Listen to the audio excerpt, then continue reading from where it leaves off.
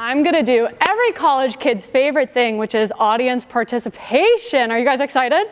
Okay, so those are a lot of big scary words if you're not a tech person, right? We know you hear ChatGPT, all of you guys know how to use that, I'm sure. I'm sure you're not using it for your papers at all though. But if you're not using it all, you're actually holding yourself back because that's a tool at your disposal that you should be using and putting forward. So just for a raise of hands, how many of you would say you're in some sort of STEM-related area of study, or you're at least interested in something a little more STEM-focused?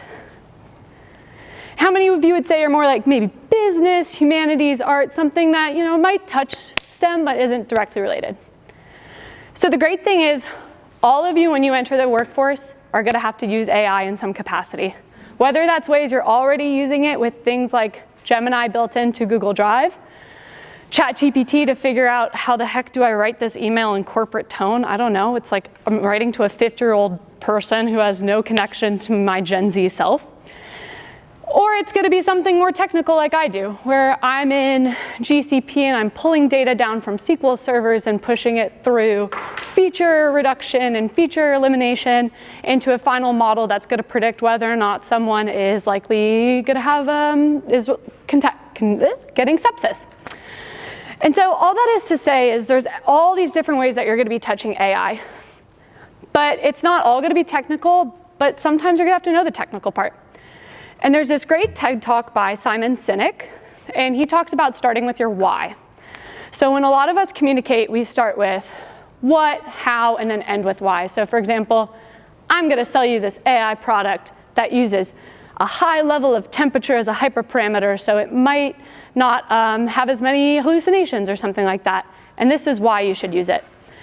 But people who are really successful actually work the other way around. They start from why to how to what. My why is I want to improve patient care. That's what I go to every day with work, and that's what I'm thinking about when I'm driving these changes I'm making.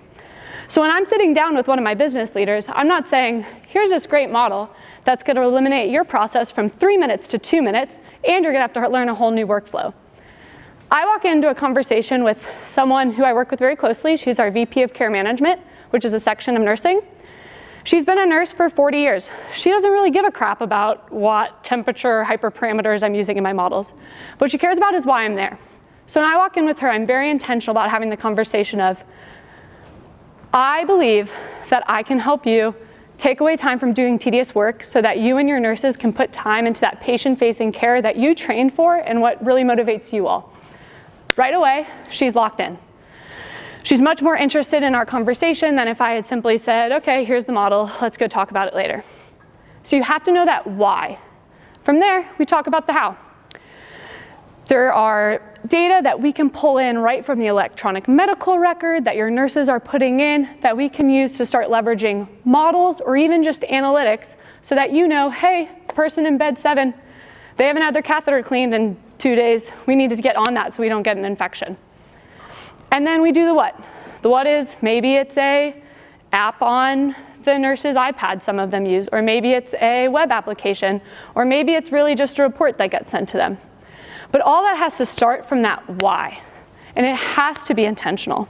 And we have to think about, why are we even doing this? What is the best? Maybe AI, you'll see this a lot from people who maybe aren't as comfortable with it. They just want to throw it at the wall like spaghetti and see what sticks. What you really need to do is sit down and think about, why am I using AI here? So for example, the catheter cleaning, AI is not needed there. All we need is a really clear list of when the last thing happened. We need to organize it. We need to visualize it well. We need to work with those stakeholders to make sure that data that they're pulling in actually makes sense to them. Because a lot of times you're not always going to be the industry expert, or sometimes you are. So for example, when I work with my partners, I know that tech inside and out. I have never been a nurse a day in my life, but I have to build these products for them. So I might make some assumptions and build a product out, but I could have built the totally wrong thing that now I've totally lost the trust of who I'm working with. So we really have to take that time on the front end to be intentional and then work together about how do we actually apply this technology to your use case to do something that's actually adding something novel to what you're working on. If I'm only saving you a minute on a workflow that you've been doing for 30 years and you're comfortable with, you're never going to take up my technology. But if I'm saving you 20 minutes and I'm letting you do more of what you actually want to be doing in your job, you're going to be much more likely to take on my technology or whatever I'm trying to get you to work on in life. And I know not all of you are STEM people, but that goes both ways, right? If you're the business owner, you have to come in with that open mind of like, why am I asking for AI? Am I asking because it's the hot new buzzword to use, or I'm asking because there's something I know that can be better, and I think AI might be a first step towards it.